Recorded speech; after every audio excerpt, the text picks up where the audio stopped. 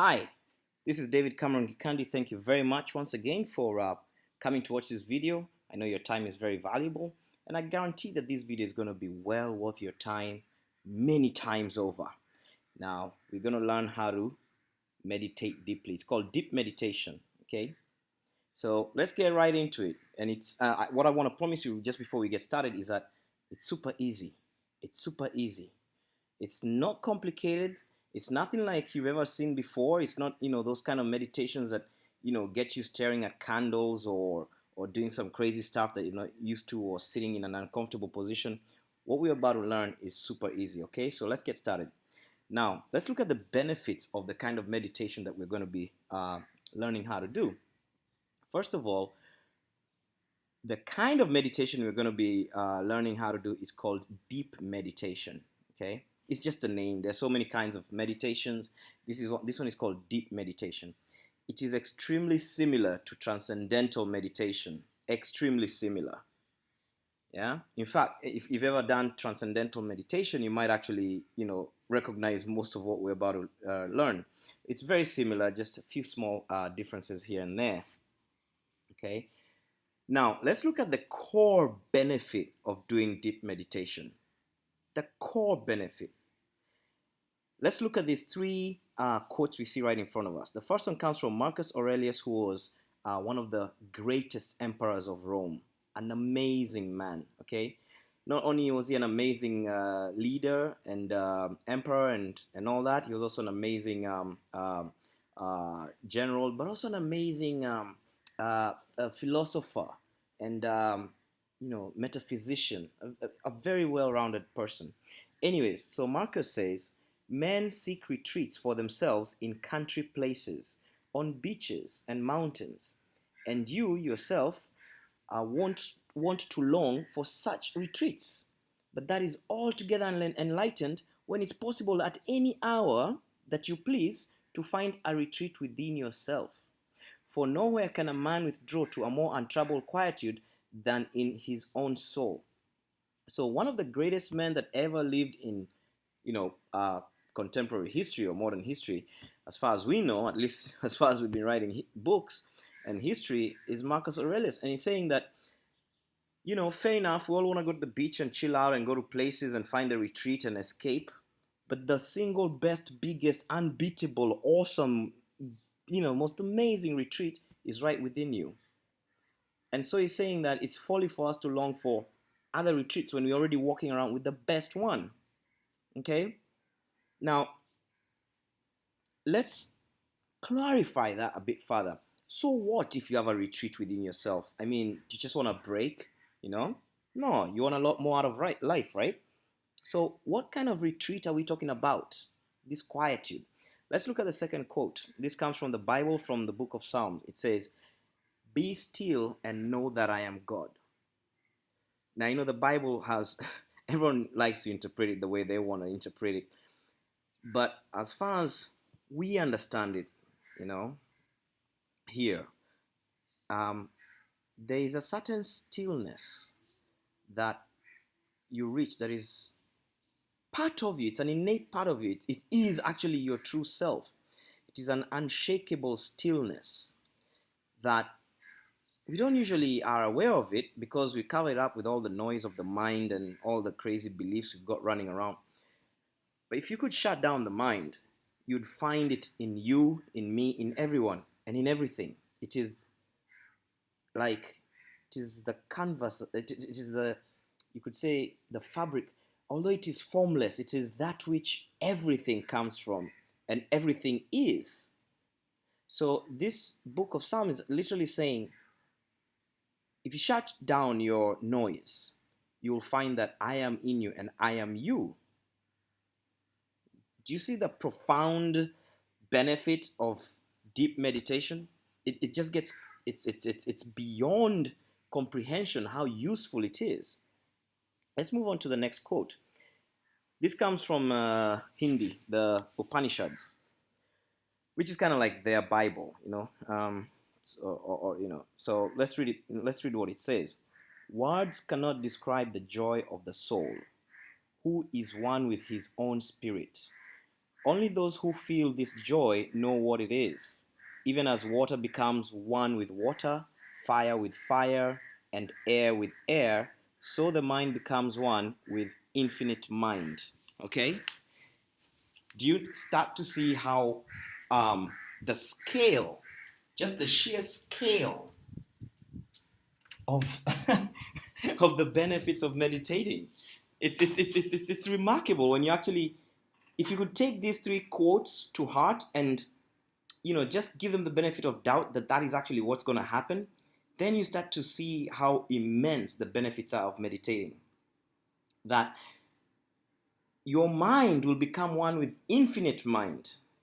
Or let's put it another way, your mind will be experientially one with the mind of God, as in a mirror image, as above, so below. Okay? What a benefit. What a benefit. So those are the biggest benefits of meditation. Let's look at a few others. Maybe, we can sort of, in quotes, scale down. What else can we expect? Deep meditation is also going to give us grace, peace. When you're present, you're in the moment, in the here now, instead of being in your mind all the time, like worrying about the future and, thinking about the past. So presence gives you presence. Also gives you unconditional love, the experience of it, rather. You become awake. Your health increases, your stress goes down, your relationships improve, your success goes up, your family life gets, way, way better, and so on and so forth. There's so many benefits of meditation. It's unbelievable. One specific one that I would like us to mention here is called transcendence. Transcendence is a joyful state of integration between yourself and your infinite self. In other words, it's sort of like losing your ego self so that you find your infinite self that's always been there. It is a profoundly relaxed alertness with a loss of personal boundaries outside of space and time. Unity consciousness. You feel wrapped in divinity, in unshakable peace, in love and strength. In fact, you feel that you are divinity, you are unshakable peace, and unconditional love, unshakable strength. You embody and you feel and you know you are that, just purely by meditating, and you're gonna see it's so simple. Yeah. Now, these more, in quotes, advanced experiences such as transcendence, they usually happen after you've been meditating for a while. Maybe, I don't know, 3-4 months, but it could even happen on the very first time you meditate. There is no like rule. It's not like school where you go to first grade, second grade, third grade. You could jump grades, and then you could go back, then you could go forward, then go back. Okay, but anyways, generally, the more you meditate, the obviously the more, just like everything else, practice it makes perfect. Okay, so transcendence is also experienced as a profound living stillness. It's stillness, but it's alive. You understand? It's not a living movingness, which is what we're used to in waking life. It is a living stillness. Okay, and transcendence is also the beginning of experiencing and knowing your true self and your purpose here. Okay. Now, all these effects and benefits also start to trickle into your waking life. When you go to work, when you talk with your kids, when when you're shopping, when you're thinking, when you're watching telly, when you're surfing, when you're cycling, whatever you're doing, all these benefits starts to trickle in, and then you find that your waking life is more and more, solid and safe and fine. So the negative things in your life simply fall away or they dissolve. Yeah? And you feel the results from your very first session. Right after we finish this presentation, I'm going to give you a challenge to try just 20 minutes. And you're going to feel results. I guarantee it. It's that powerful. It's that amazingly simple. Now let's check out the technique. Okay? Here, before we go into the step-by-step of the technique, we are going to look at some few facts that are going to help us with the technique. Fact number 1, the mind is a thought machine. It is a machine that produces thoughts continuously. But the mind itself is not awareness. You know, you have the thoughts and you're aware of the thoughts. The mind produces the thoughts, but it is not the awareness that notices there are thoughts. The mind is simply the machine. We are that awareness. On top of that, the machine can be brought to rest. And with that machine at rest, with the mind at rest, no more thoughts, the only thing that remains is pure awareness, which is us. We are the awareness.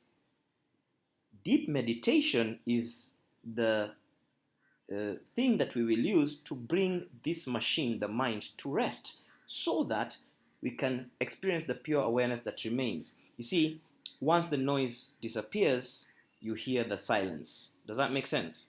If there's noise, you don't hear the silence. But the silence is a real thing.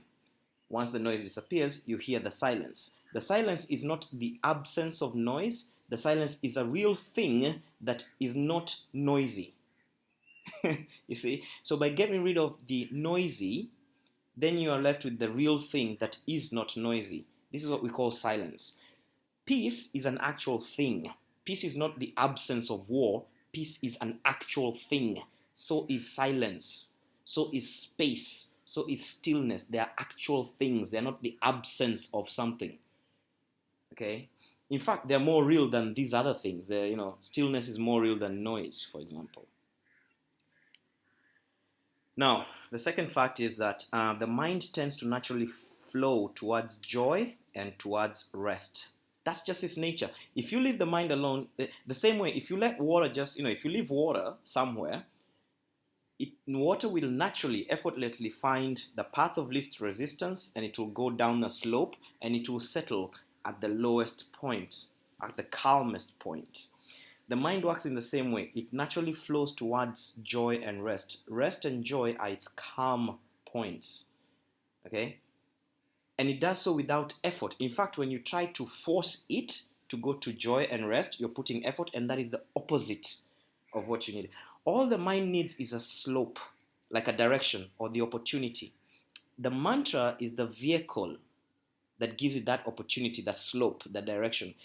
The mantra, we'll get into what the mantra is in a bit, but a mantra is simply a sound that you repeat in the silence of your mind. You don't say it loudly, So now we start to touch on what we're doing here in meditation. We're giving the mind a vehicle to allow it to naturally slope to its rest and no more thoughts, so that we can enjoy pure awareness. That's what we're doing here. Effort is the enemy of mind at rest. So whatever we're going to be doing here is effortless. We're not going to be forcing things. Now the third fact is this: maintaining simplicity is the key. You must maintain simplicity. Do not complicate it. Do not bring conflict, war, battle, amazing sitting positions, amazing everything. You don't need to. Simplicity is the key, because we are actually trying to go towards joy and rest, zero mind activity. Okay. Now let's talk about what the mantra is. The mantra is a sound. It is a sound that means nothing to you. It must mean nothing to you. Yet it is chosen for the quality of its vibration. Let me clarify that. If, let's say, for example, you're going to meditate using the word, let's say, aeroplane. Let's say that's your mantra. A mantra is a word. Let's say you say the word aeroplane. You already have an idea of what an aeroplane is. So as you're trying to meditate, your brain is working on these planes. It's looking at the insides of planes. It's wondering, oh, that's a cool plane. Oh, that's a, you'll be thinking about the plane. So you need a word that doesn't mean anything to you. So that as you meditate and as you go down the levels slowly like that, you can carry this word and it allows you to shift down. You see, if you take a word that means something to you, you will not be able to shift down because you'll be stuck up there at the level of thought, thinking about the word. But if it's meaningless, it will allow you to sink with it down until there's nothing more. Yet you cannot just pick any word, like you can't make up a word. There's a certain vibrational quality that is necessary. So don't worry about it. I'll give you a choice of words that you can pick from. These things are ancient. I actually don't know how to invent a word that would work.